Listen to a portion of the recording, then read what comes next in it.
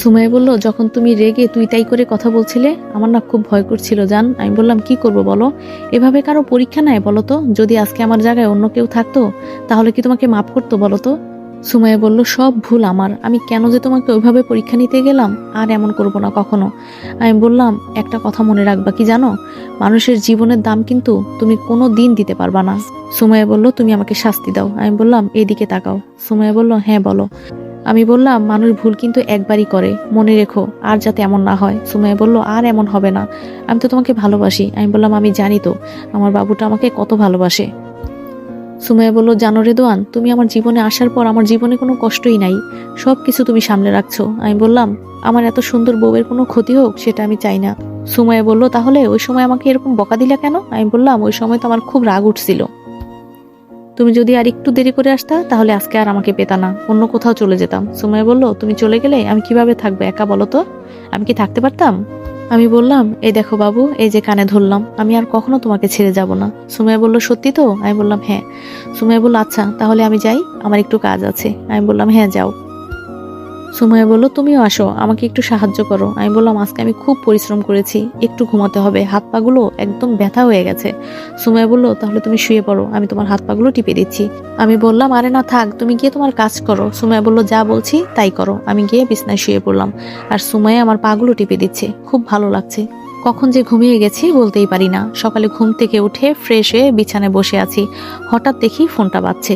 Receive করে আমি বললাম, হ্যাঁ ফাহিম বল। ফাহিম বলল, কই তুই? আমি বললাম, আরে আমি তো মাত্র ঘুম থেকে উঠলাম। ফাহিম বলল, আরে আমি তো এসে গেছি, রাতে রওনা দিছি, তুই তাড়াতাড়ি আয়, আমি দাঁড়িয়ে আছি।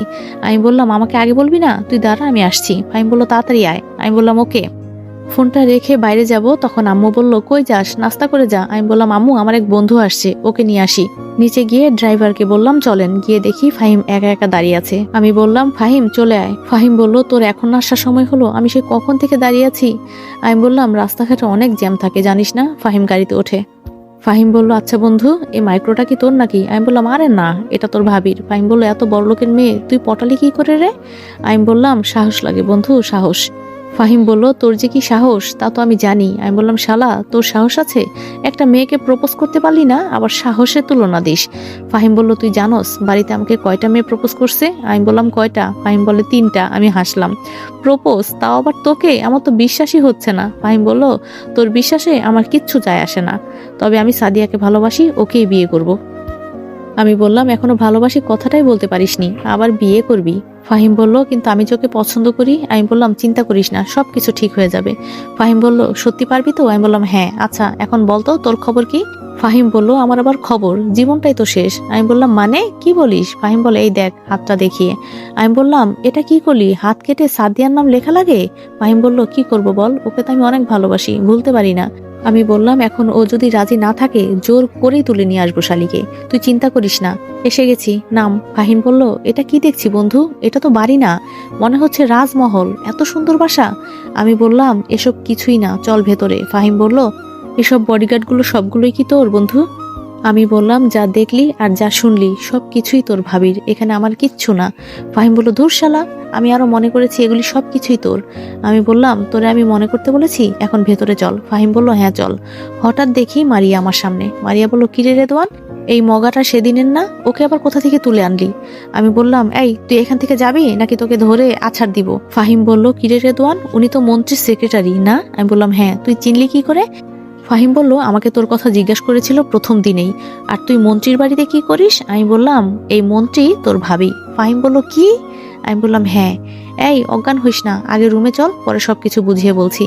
ফাহিম বলল, হ্যাঁ তাই চল, কিন্তু ও আমাকে মগা বললো কেন? আমি বললাম, কি জানি, পারলে তুই জিজ্ঞেস করে দেখিস। ফাহিম বলল, আমার ভয় করে বাবা। আমি বললাম, তাহলে চুপ কর। কলিং বেল বাজতেই ইসি এসে দরজা খুলে দিল। ইসি বলল, কেমন আছেন ভাইয়া?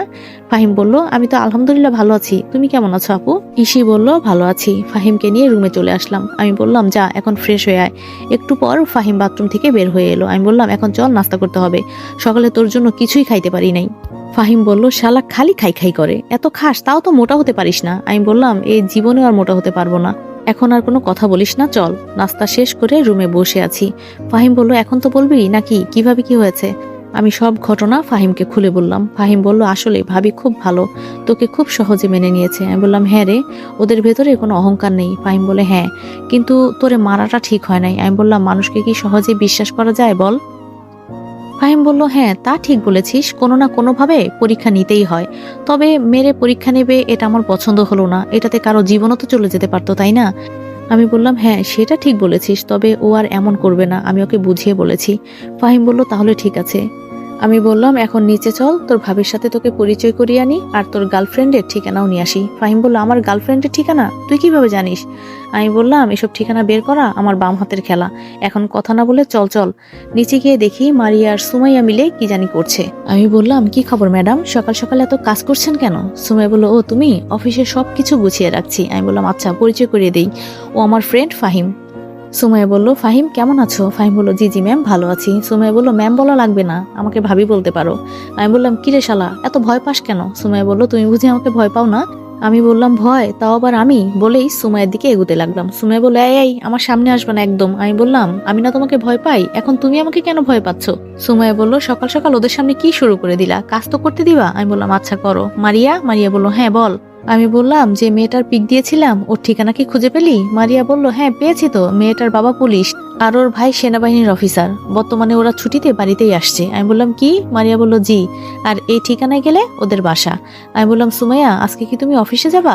সুমাইয়া বলল, হ্যাঁ, কয়েকদিন পরে তো বিয়ের কাজ শুরু হয়ে যাবে, পরে তো আর অফিসে যেতে পারবো না, তাই একটু বেশি বেশি করে কাজ করতে হবে। আমি বললাম, আচ্ছা যাও, আমি একটু ফাহিমকে নিয়ে ঘুরে আসি। সুমাইয়া বলল, দেখো সাবধান, কোনো ঝামেলায় পড়ো না যেন। আমি বললাম, আমি আবার ঝামেলায় পড়বো? তোমার চিন্তা করতে হবে না। সুমাইয়া বলল, আচ্ছা সাবধানে যাও। আমি বললাম, হ্যাঁ ফাহিম চল। ফাহিমকে নিয়ে বের হয়ে গেলাম। ফাহিম বলল, এখন কোথায় যাবি? আমি বললাম, তোর গার্লফ্রেন্ডের বাসায়। ফাহিম বলল, ভাই আমি নাই, এখানে ওর বাবা পুলিশ আর ভাইও।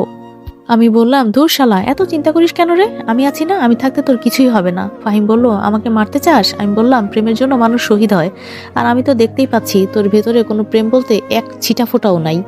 ফাহিম বলল, কি এত বড় কথা বললি, তাহলে চল দেখি আজকে কে কি করে আমাকে। আমি বললাম, আমার ভয় হচ্ছে, তোর কাছে ওরা বিয়ে দেবে তো?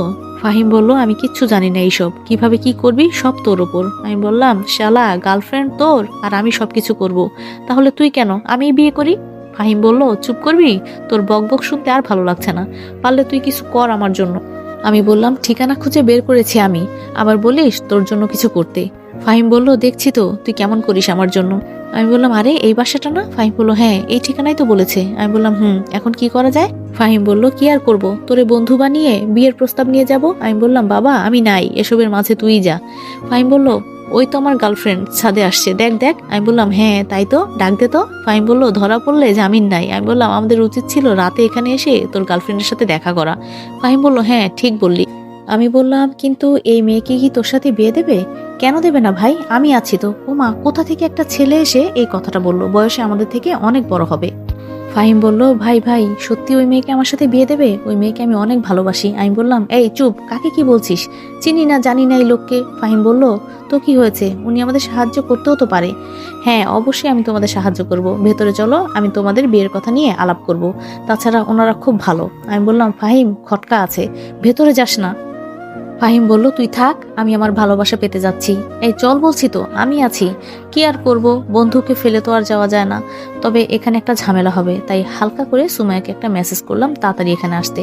ভেতরে গিয়ে দেখি একজন মুরব্বী লোক বসে আছে। মুরব্বী লোকটাকে খুব শক্তিশালী মনে হচ্ছে। মুরব্বী লোকটা জিজ্ঞেস করলো, বাবা এরা কারা? বাবা মানি ওনার ছেলে উনি। উনি বলল, আরে বাবা বলেও না, ওরা নাকি আমার বোনকে বিয়ে করতে চায়। এই ছেলে ফাহিমকে দেখিয়ে বলল। আঙ্কেল বলল, তাহলে তো খুব ভালো করে আদর করতে হয়। বাবা তোমরা এখানে বসো। আমি বললাম, শালা সব হয়েছে তোর জন্য, কত করে বলেছি ভেতরে যাস না, তাও আমাকে নিয়ে এলি, এখন দুজনে মিলে একাই মরি। আঙ্কেল বলল, সাদিয়াকে একটু ডাক দাও তো। একটু পর সাদিয়া এসে বলল, বাবা তুমি আমাকে ডেকেছো? আঙ্কেল বলল, মারে তুই এদের চিনিস? সাদিয়া তো ফাহিমের দিকে তাকিয়ে অবাক হয়ে রইল। সাদিয়া ভয় পেয়েছে বোঝা গেল। সাদিয়া বলল, না বাবা আমি এদেরকে চিনি না। কেন বাবা? আঙ্কেল বলল, ওই ছেলে নাকি তোরে বিয়ে করতে চায়। কি বাবা বলো না কেন? ফাহিম তো ভয়ে কাঁপতে লাগলো। আঙ্কেল বলল, সবাই ভেতরে যাও। আন্টি বলল, ওরা ছেলে মানুষ, মাফ করে দাও, বোঝে নাই। আঙ্কেল বলল, চুপ করো আর ভেতরে যাও। আমি বললাম, আঙ্কেল কাউকে ভালোবাসা কি অপরাধ? কিরে তুই আমার বাবাকে ভালোবাসা শিখাস? আমি বললাম, হয়তো ও আপনার বোনকে ভালোবাসার কথা বলেছে, তার জন্য আপনি আমাদেরকে এখানে এনে মারবেন? লোকটা বলল, কি আমাদের মুখে মুখে কথা, তুই জানিস আমি কে? আমি বললাম, পাওয়ার দেখান আমার সাথে। আঙ্কেল বলল, এই তুমি তো খুব বাড়াবাড়ি করছো। আমি বললাম, আপনার মেয়েকে ও ভালোবাসে, যদি আপনারা রাজি না থাকেন তাহলে বলেন, আমরা চলে যাই, অযথা ঝামেলা বাড়াতে চাই না। আঙ্কেল বলল, আমাদের মুখে মুখে কথা বলে যেই লাঠিটা নিয়ে আমাকে আঘাত করবে আর আমি লাঠিটা ধরে ফেললাম। আমি বললাম, ইচ্ছে করলে আপনার চাকরিটা আমি খেয়ে ফেলতে পারি, কিন্তু আমি তা করব না। কিন্তু আপনার ব্যবহারে আমি খুশি হলাম না। সুমাইয়া বলল, এখানে কি চলছে? আঙ্কেল বলল, ম্যাডাম আপনি আমাদের বলতেন আমরাই চলে যেতাম। সুমাইয়া বলল, আপনাদের ব্যবহারের জন্য এখানে আসতে হলো। আর আপনার এত বড় সাহস কি করে হয় ওর গায়ে লাঠি দিয়ে আঘাত করার? আঙ্কেল বলল, ম্যাডাম ওরা এখানে কেন এসছে জানেন? আমার মেয়েকে নাকি ওই ছেলে ভালোবাসে। সুমাইয়া বলল, তাই বলে ওকে মারবেন নাকি আপনি? আঙ্কেল বলল, ম্যাম ওদের কাজই এটা, মেয়েদের ডিস্টার্ব করা, এজন্য ওদের উচিত শিক্ষা দেওয়া দরকার।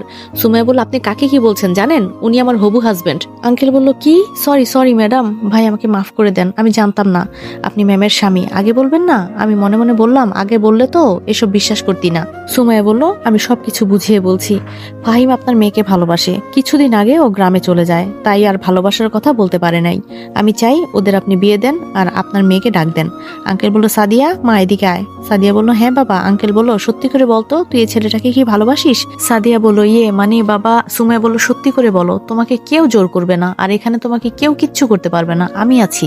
সাদিয়া বলল, হ্যাঁ বাবা, আমি ওকে অনেক আগে থেকেই পছন্দ করি। আঙ্কেল বলল, তাই তো বলি, এই ছেলে যেদিন থেকে চলে গেছে আমার মেয়েও কেমন জানি চুপচাপ হয়ে গেছে। আমি কি তোরে কম ভালোবাসি? আমাকে বলবি না? তাহলেই তো হতো। সুমাইয়া বলল, আর কিছু শুনতে চাই না, আপনি ওর মার সাথে কথা বলুন। আঙ্কেল বলল, জি ম্যাম। তোমার আম্মুর নাম্বারটা বলো। ফাহিম ওনাকে নাম্বারটা দিয়ে দিল। সুমাইয়া বলল, আচ্ছা তাহলে আজকে আমরা আসি। আঙ্কেল বলল, ম্যাম আজকে থাকেন না, কিছু খেয়ে যান। সুমাইয়া বলল, না এখন অফিসে যেতে পারি নাই। আপনারা সবাই ভালো থাকবেন। এই তোমরা সবাই চলো। সুমাইয়ের সাথে গাড়িতে বসার পর সুমাইয়া বলল,